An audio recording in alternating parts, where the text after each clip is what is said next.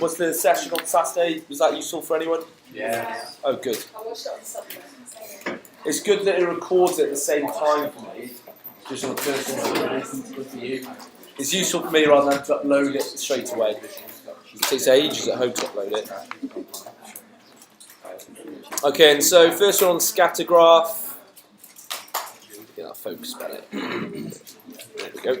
Okay, and so scatter graph, work out the waist measurements of the tallest of the 12 people. So you're looking for tallest, so up at the top here. There's only 1 point really. Well, there's 2, wasn't there? The tallest is that guy there. They both have the same waist measurement. We expect that to be positive because it's going from here up to here. If it was doing like the mirror image coming from here down to here, then it would be negative. These numbers looking all right. 180, 100. Positive. Draw by eye. Draw a line of best fit. So you roughly have the same amount of points above and below the line. Do you have to try and get loads of points on the line? No, you don't. It's a misconception. Okay. If you do and it fits, fine. If you don't, it's not a problem. Elsie. Does it have to go through the origin? Good question. It does not. Can you see my one doesn't? Hits about here. In fact, if yours does, I'd probably take the mark off you there. Okay. Try and draw it. I can see one that's just stopped by about there. Try and draw it all the way to the origin if you can. Does it have to hit the line? Yeah, I'd get it to hit the axes myself. Yeah. And ideally, it shouldn't be going. It depends. If it does fit, I mean, technically speaking, we know that if you didn't have any height, so if you didn't exist, then you wouldn't have a weight measurement either. So technically speaking, 0 would be a point, but it doesn't need to go through that point. Okay. Transformations. Would you go for the height of the D? Oh, sorry, the height of D, 4D. Back, sorry. 160 to 175 is acceptable. So it all depends what your line's like as well. If you messed up your line, as long as you've actually gone off and read off your line appropriately, you will get the mark there. Okay, and for 2A, reflect in the line y equals to. What was that? Y equals 1. In terms of that line, find the y-axis, find where it's 1, and it goes through. -1. Well spotted. So that one is wrong. Maybe it didn't come through on the photocopy. Oh, 1 second. Boys, do we need to cut the test? you can have them if you want. Okay, so we don't need to get any. No, just have a look on that. Okay, good. Yeah. Well done. That's very good success. So what should have happened is that line should be going through this point here, which should just move that triangle. So, are we happy with that? Or do you want me to draw the correction? You're good? Okay, number 3. This one's... Sorry. Just slow down, Mr. Ashes. No, I'm rushing everything. Okay, so we got centre enlargement, a scale factor 2 meant make it twice as big. What would happen if it was -2? Any ideas? I thought a half did that. What would happen if the scale factor was -2? Paul? Would it like go the other way? Fantastic, yeah, it just goes the other way. So rather than saying I go down 3 and across 1, so I'm going to go down 6 and across 2, you'd actually go up 6 and across 2 the other way. Okay, you obviously couldn't with this one, but it could come up. No, I thought it was you shrunk it. That's what happens if it's a half, isn't it? Wait, what did you say? What did you say then? I said if it was -2. Oh. Okay? Panic over. Never asked that. They could do. I've not seen one in the linear papers, but I was doing some questions for us for this afternoon, and I saw it in that. Okay? Yeah, this one here, I'm not a huge fan of this one. They tried to put it into a table to make it easier, but I think it makes it harder looking at it like this. But they do give you instructions on how to use it. So exchange, thank you. Exchange $200 US to Australian dollars. So we're on US dollars. So find exchange from US dollars. Australian dollars is that one there. So I'm timesing by that number. So it'd just be 200 times by that number to get that answer there. Or if you'd wanted to, you could have gone exchange to Australian dollars, and you could go across to, US dollars to Australian dollars, which is that number there, and you could divide by it. Don't do that. It's way harder. Lewis. Can you round it to Yeah. Yeah, you should do, in fact. Money's always to 2DP, isn't it? Okay. So that should just be 27, shouldn't it, to that? And then how many Canadian dollars were exchanged to give 250 euros? So a couple of ways you could set it out. 250 times, because we got 250 euros, find Canadian dollars coming down the table. You can't see what I'm doing. So euros, come down until you find Canadian dollars, that one there. So 250 times that way. Or you could have said X times by, and find out on the table what it is to get 250 and then bring it round as a divide by like that. Okay, so a couple of different ways you can do that.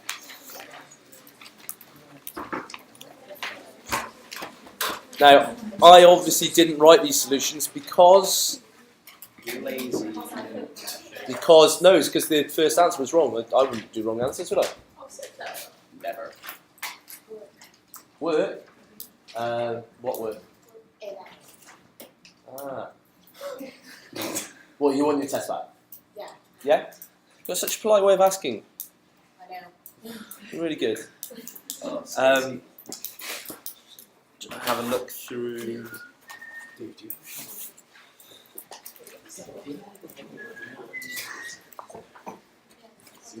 very well. Did very well. Very pleased with it. What's that? I did change my whatever's on Edmodo is the correct one, because I sort of realised I was adding things up that I didn't have them up right in my head on Friday night. Can I have a quick scan through those so you can find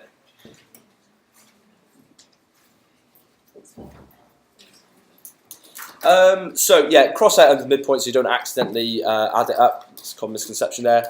Multiply the midpoint and the frequency, add them together, divide by how many there are. So there were 10 altogether. It told you in the question there were 10. So it's 66 by here, once you add those up with the calculator, and 10 by there, so 66 divided by 10 gives you 6.6. Okay.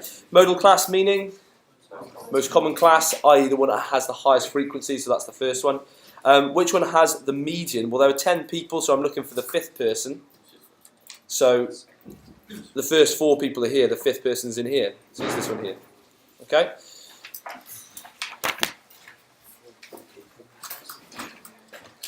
For me, you're less likely to see this question for 5A, and you're more likely to say, or be given a question that when he sold it, it included a profit of 24%, so you'll be doing reverse percentages, but we're going to do something like that this afternoon, okay? But pretty straightforward, and if the 3 marks, you know, you should be lapping those up, 24% of that, add it on, easy. And then finding what percentage that is of 236, like when you have a test, what do you get in a test? What you had divided by the total times by 100. Okay, so 5 really nice marks there. If they're in tomorrow, we'll be laughing, won't we? Not out loud, but inside. Yeah, it's whatever's on home is the correct one. Okay? So if you add those up there, it should I'll do it. I think what I was meant to do is you get 2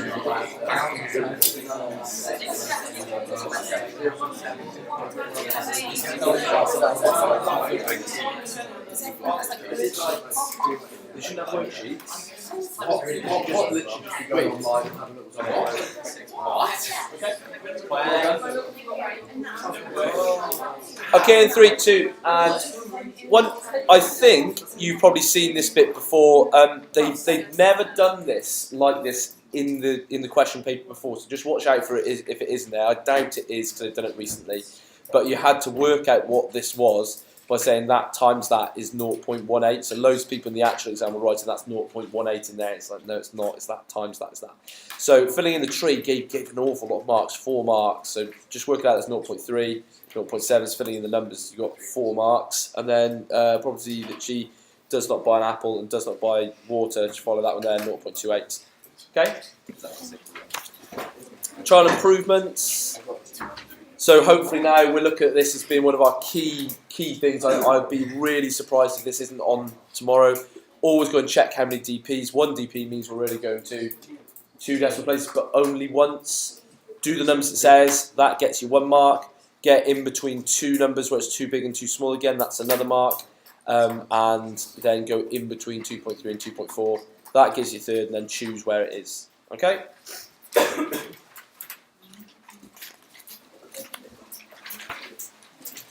Similar shapes again. My gut feeling is we're going to see these tomorrow. How do I work out the scale factor?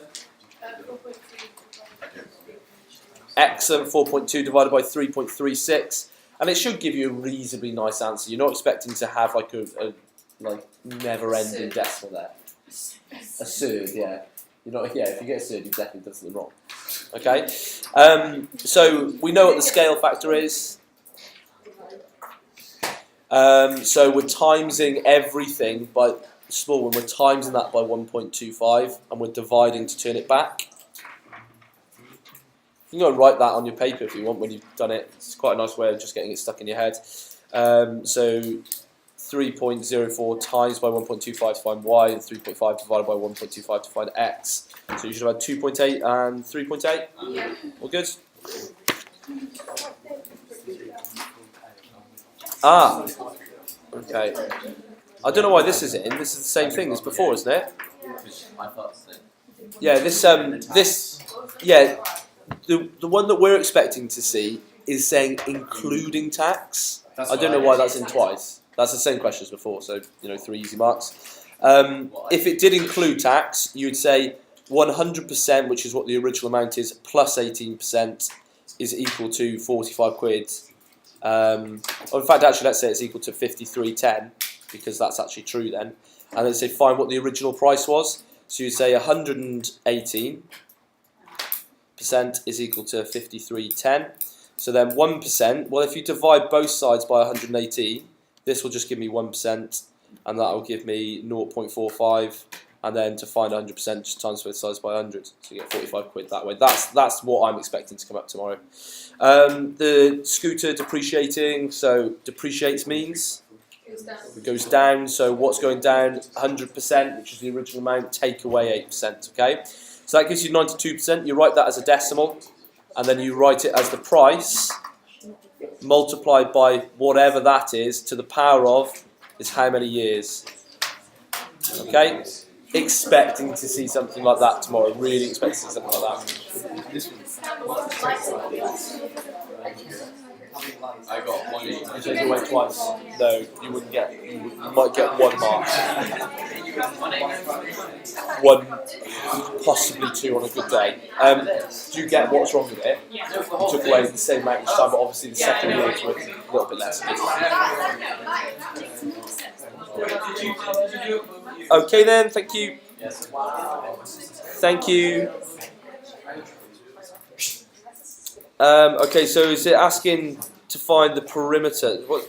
Calculate the perimeter of that. Okay, so we can work out the area of that thing there, because. Thank you. If we can work out the area of this thing here because we're given the perpendicular height, but we don't know the slant there. So to work out the perimeter, we obviously can't. So you've got to try and spot that you've got a right angle triangle there. So then you're looking to find the hypotenuse of that, and we've got the opposite in terms of that being 6.2. So if you use sine, rearrange it to get hypotenuse of 6.2 divided by sine 50. So the hypotenuse is that, and then keeping that as answer. 13.8 plus 13.8, the base and the base and the top, and then the two sides, and then it comes to 43.8 to 1 decimal place. But I can accept between these ones here. Caitlin. Could you take it to a rectangle? Yeah, did you get that between the answers? Yeah, fine, no problem. I said 44. What did it say in the question? Yeah, you probably get that as long as you said what you rounded to. Yeah, that'd be fine. What's that? Sorry. 62 times.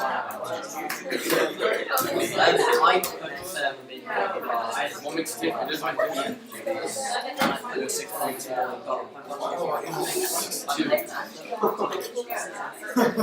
I would have got it right. I'd give you.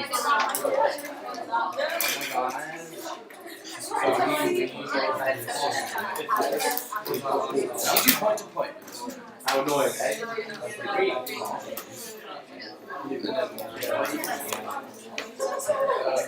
I'm Amazon or Okay, then 3, 2, and 1. Okay, and so keyword here is frequency. It's polygon is the keyword. It might say diagram. It could look literally identical to this, but change one word there and be a completely different question. If it says polygon, it is a line graph plotted at midpoints. If it said diagram, what would it be? Bar chart where the bars touch. Okay? so I did it freehand. Do it with straight lines, please. I saw you do that in the thing as well. I knew I was going to say that to you. Is that like Do this with straight lines. Yeah, it's not a curve. So do I get 1 mark? You'd lose mark in the exam. Yeah. Okay. It's not the end of the world now. Okay, you can still learn from it. It's fine. Okay. Cumulative frequency means adding up as you go along. You were told up here there were 100 women asked, so this one had to be 100. So I always go and actually start by filling in the last one, and if it doesn't make 100, I've messed something up somewhere. Okay. So then plotting that again, you can do this freehand. I use a ruler just because you have to for frequency polygon, and you can't get marked down, whereas you can if you mess up your freehand curve on this. But if you did freehand curve it is fine as long as it is accurate. You plot at the end points and then just join up with the ruler. So then here, what I'd like to see on yours is at 50 you say median equals, and you actually say what it is. For me there on that one it's going to be 63.5, but 64 is more than acceptable. And then I'd like to say LQ equals on the lines. So I think it's just really, really obvious then of what you're doing. So 67.5 minus 60.5. And that way then, it's really, really obvious what's going on. I'd label your lines like that, okay? No, it's fine. Yeah, if you can see here. 7.4 or 6.5 to 7.5 should be acceptable. If you haven't got that, check how you plotted it. If you've got 5, check how you plotted it. 6, again, check how you plotted it. You're a fair bit off. Lovely bit of bearings there, lapping up those marks, I hope. Unbearable. Good pun. Okay, 3, 2, and 1. Thank you. The most important word in bearings is from. So from Milan meant I had to go and put my protractor on Milan. You may have done them wrong. If you did them wrong, you'd know, because I bet your lines wouldn't have actually crossed. Something weird's going on here. Again, from. So from Rome means we're going to Rome and we're doing that at Rome, okay? So it should look like that. You're up a couple of grades now. So that was C grade. This is firm A grade. Let me show you. Thank you. Hopefully this one was pretty straightforward. But let me show you what was in the EdXL paper on Friday. It was rank. Didn't like it. The sweets question. That's easy, the sweets question. Can you see that? So they gave you the quadratic formula and they asked you to find what A, B and C was, and I was really annoyed because quadratic formula is easy. That isn't easy if you're not very good at it. Okay? For us, I don't think it'd be a massive issue. A is 2. B is 7. Yeah. A is 7 squared, 7. A is 2 because 2A on the bottom, so 2 times what is 4. And then because we know A is 2, 4AC, so that would be 8 times 4, so C would be 4. Okay? It is easy if you're good at maths, and you lot are. Okay, but the class I had, or I managed to teach, I'm convinced that I could teach them quadratic formula. I did, and then that came up. It's like, it's probably just taking it out of their comfort zone a bit too much. So I thought it was a bit mean. So that was hopefully pretty straightforward. 2 minus answers. Focus it a bit better here. So minus 1.88 to 2dp. Did it tell you? Yeah, it told you to go to 2dp in the question.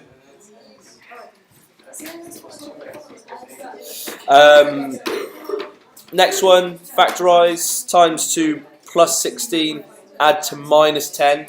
So it should have been x minus 8, x minus 2, which meant x was equal to positive 8, x equal to positive 2. Sorry, I forgot to solve it.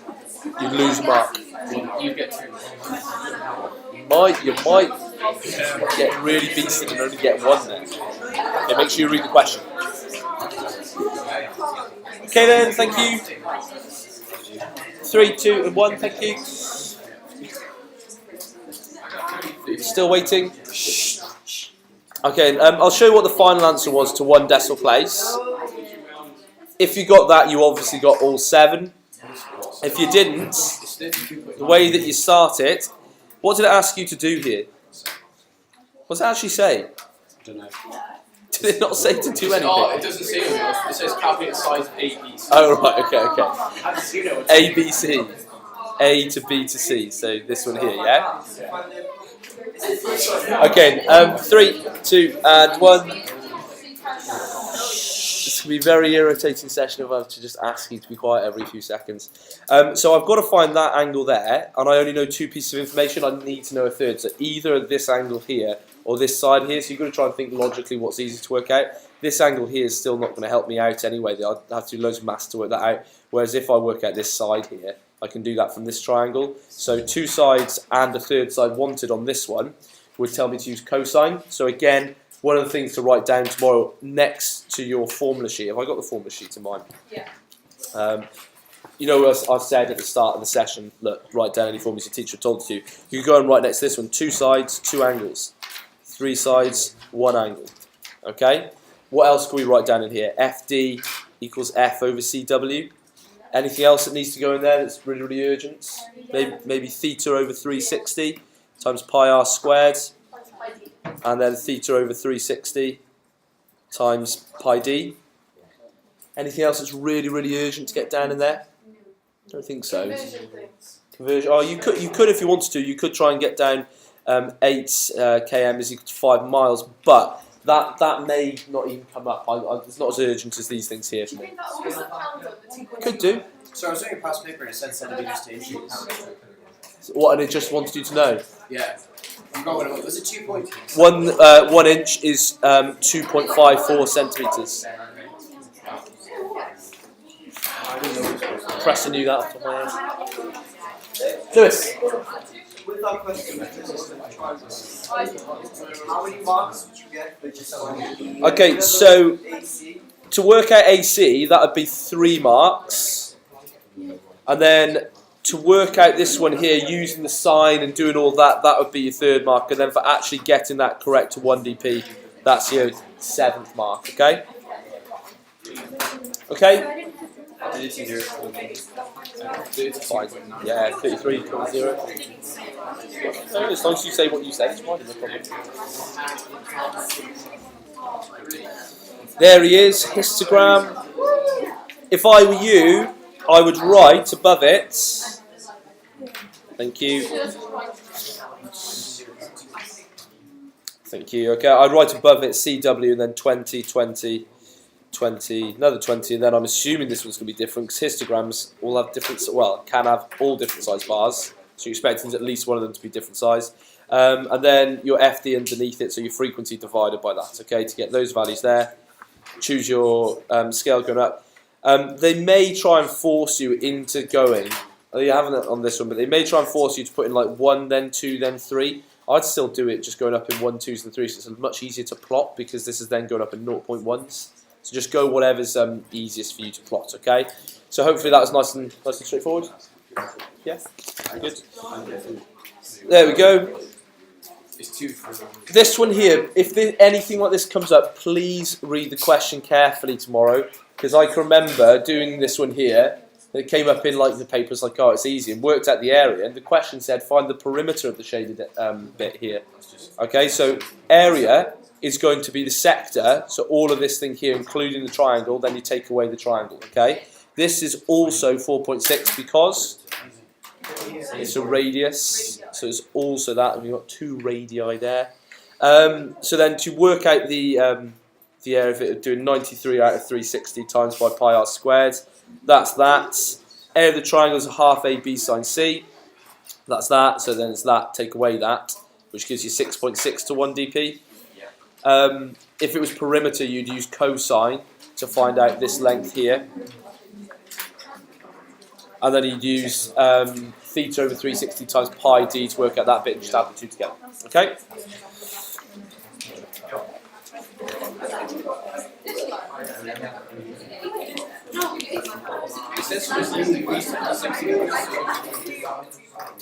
Okay, again, expecting to see this tomorrow. I'd be surprised if it doesn't come up. Gut feeling is this will be on there. Sine looks like a 1 in the middle, but really it goes through 0. It rises and falls by 1 every 90 degrees. It starts off rising up to 1, then it falls until it gets to a minimum of -1, then it starts its rise again.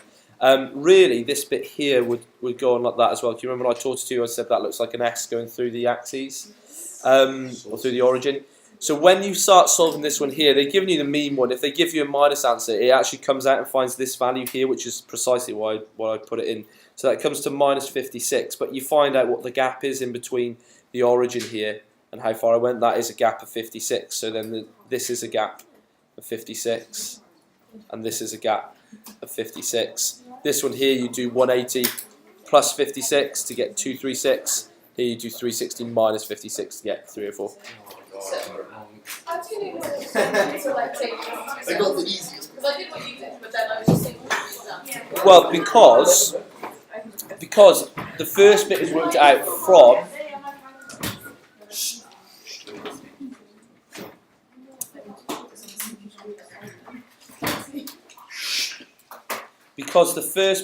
where it goes from the axes to this point. So I'm going where it goes through the axes to this point, from where it goes through the axes to this point. Okay. Whereas 270 isn't going through the axes. Is that sort of clear that up? Okay, good. And 18. So we did one like this the other day, didn't we? Be careful with your tangent. I was doing one in the hall. I checked the mark scheme and I actually got it wrong. And I went over and showed Miss Bill, who's like written it down to WJC. She's not that good. And I said, "What do you think of that tangent?" And she went, "Yeah, that looks fine to me, but it was actually wrong." So you have got to be really, really careful and do it in pencil. Definitely do it in pencil, because I needed to rub it out and do it again. I couldn't because I'd done it in pen. So you're drawing your tangent. You try and get the same areas on each side. Okay, can you remember what I said it looks like? A bow tie. Try and think of a bow tie that you want to have the same area on your bow tie each side. If you had a bow tie that looked like that, you look like a clown, wouldn't you? David. Yeah, agreed. Why am I saying David? Oh, CG Ginger. I was the one that's saying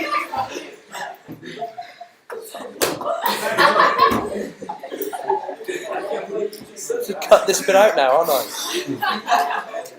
He's not really a ginger, so don't worry. Thanks for clearing that up. Yeah, thank you for clearing that up for anyone listening in. He's red now. Right then, write down where the gradient of the curve. Write down the gradient of the curve when t equals 4.6. So go and find it at 4.6. Work out your scale here. So that's gone up to how many little squares in that? 10. So each little square is worth 0.2. Sorry, you can't see what I'm doing. Okay, so there's 4, 4.2, 4.4, and 4.6. If you come up to here, can you see there that it's just flat? So the gradient is 0 for that bit. Okay. Estimate the acceleration for the object at t. Estimate the acceleration for the object at t equals 3.5. Okay, so to do that, you need to find 3.5 on your graph. So come and find that. So that's going to be 2.5 squares back from 4, isn't it? Okay. So coming back to there, coming up, you go and make your point there, and you draw your tangent, like we said. Make sure it's like a bow tie, same area each side. Okay. Then you work out how many. It doesn't matter. You could draw that line. You can draw it so it's much longer. And you need to try and pick nice points where it goes through squares on your graph. So I could do it as like literally the entire triangle here if I wanted to. It's the same thing. Okay. So this one here has gone up by 10. That's a good one to do because gradient is rise over run, and if it's risen by 10, you just divide by 10. Rise over run. Yeah, you'll have 10 as one of your answers. So it's a nice one to see if you can actually count up. And during that time, it's gone along at 3.2. So my acceleration, rise over run, is risen 10, divide by 3.2. So that says 3.125. I'd like to see you saying So that was minutes, minutes per minute, and then it was divided by minutes again. Okay, so basically, because I'm dividing by the minutes twice, you can say it's minutes per meters. Sorry, meters per minutes squared, or you could have said m min to the -2. Basically, that -2 brings that up from being a divide by. Fine, that'll be accepted. If you're anywhere between sort of 2.5 and 4, you're probably going to get the marks there. Okay. And last one. Oh, okay. Okay, and trapezium rule then, for the last one, they tell you the ordinates. They may not tell you the ordinates, but we're expecting to see what they are. So you basically just draw lines at that and hit your graph and then call them A, B, and C, D. So that's what this bit here have been done for. And then it doesn't quite find the exact area. You can see here for the trapezium B, you're missing out a bit of area here, but for this one here, for D, you're actually giving a bit more area than it has, so it tends to sort of just cancel out. How can I make it more accurate? What can I do? More splits. Good, more splits. You don't really want to do loads and loads of splits, because it'll take an awful long time. You ideally only want to have about 4, maybe 5 at most, okay? So don't give yourself loads and loads and loads of work to do if it did ask you to just to work out yourself. So using those ones there, you should have got the exact answer, 168 metres. Check you're working. So will I get 3 marks? Yeah, you certainly get through. As long as you're showing that you're finding areas, triangles, and trapeziums, and adding them all together, you'll be getting the lion's share of those marks there. I got 164. What's that, Dave? Unfortunately, I can't hear you.